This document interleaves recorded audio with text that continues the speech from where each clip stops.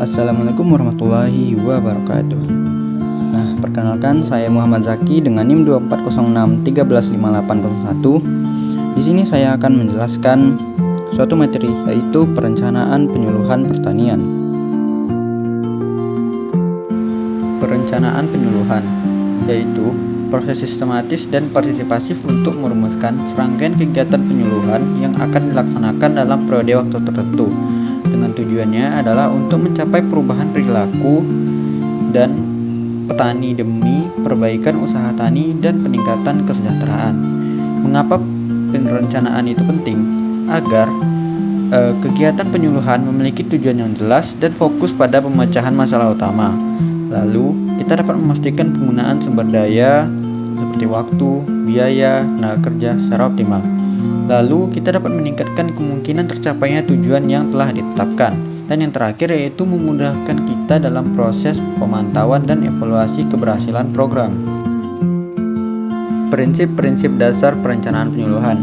Yang pertama ada partisipatif yang melibatkan petani dan pemangku kepentingan secara aktif dalam setiap tahapan, mulai dari identifikasi masalah hingga evaluasi.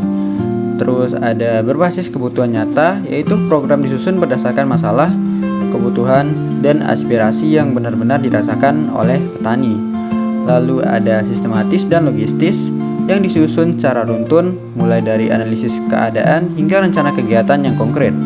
Lalu realistis, yaitu tujuan dan kegiatan yang direncanakan harus sesuai dengan potensi dan sumber daya yang tersedia. Lalu fleksibel, yaitu dapat beradaptasi dengan perubahan kondisi atau lingkungan yang dinamis. Dan yang terakhir ada berkelanjutan, yaitu dirancang untuk memberikan dampak jangka panjang dan mendorong kemandirian petani. Selanjutnya ada tahapan kunci dalam perencanaan penyuluhan. Yang pertama adalah analisis keadaan, yaitu kita mengidentifikasi potensi wilayah, sumber daya alam, sosial ekonomi, dan kelembagaan petani, dan mengkaji data dan informasi terkait komoditas, teknologi, dan kebijakan pertanian. Lalu yang kedua ada identifikasi masalah dan penetapan prioritas, yaitu menggali masalah yang dihadapi petani dengan menentukan masalah prioritas yang paling mendesak untuk diatasi berdasarkan tingkat urgensi dan dampaknya.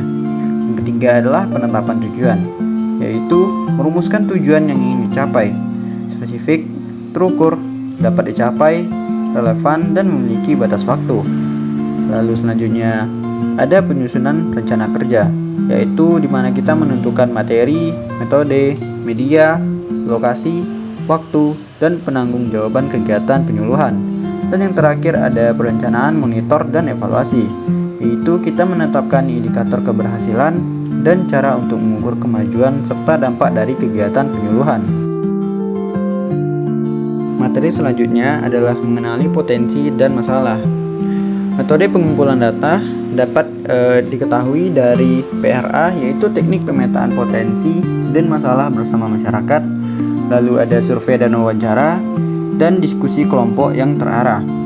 Lalu contoh hasil dari identifikasi masalahnya yaitu adalah produktivitas padi stagnan akibat serangan hama werek, tingginya biaya pupuk kimia, kesulitan akses pasar untuk komoditas hortikultura, dan pengetahuan petani tentang pasca panen yang masih rendah. Materi selanjutnya yaitu menetapkan tujuan yang jelas atau SMART. Contoh kasusnya yaitu produktivitas padi rendah akibat serangan werek. Yang pertama ada spesifik, yaitu meningkatkan pemahaman dan keterampilan petani dalam mengendalikan hama pada tanaman padi. Yang kedua ada measurable, yaitu 70% petani sasaran mampu menetapkan teknik pengendalian hama terpadu untuk WBC. Lalu ada achievable, yaitu tersedianya penyuluh, template percontohan, dan dukungan sarana pengendalian yang ramah lingkungan. Lalu ada relevan, yaitu untuk meningkatkan produktivitas padi dan mengurangi kerugian petani. Dan yang terakhir ada time bound, yaitu dicapainya dalam satu musim tanam, yaitu 4 bulan.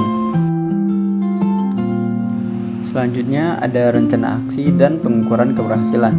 Rencana aksi terdiri dari materi, metode, media, waktu, dan tempat pelaksanaan. Lalu ada pengukuran keberhasilan itu dihitung dari monitoring dan evaluasi yang terdiri dari indikator input, indikator proses, indikator output, indikator dampak, dan metode evaluasi. Dan yang terakhir adalah bagian kesimpulan. Perencanaan penyuluhan pertanian adalah investasi awal untuk memastikan kegiatan penyuluhan berjalan efektif dan memberikan dampak nyata. Pendekatan partisipasif dan berbasis data adalah kunci untuk menyusun program yang relevan dan menjawab kebutuhan petani. Lalu, sebuah rencana yang baik tidak hanya berhenti pada pelaksanaan, tetapi juga mencakup monitoring dan evaluasi untuk perbaikan berkelanjutan. Mungkin sekian materi yang dapat saya sampaikan. Apabila terdapat kata-kata yang kurang jelas, mohon dimaafkan. Assalamualaikum warahmatullahi wabarakatuh.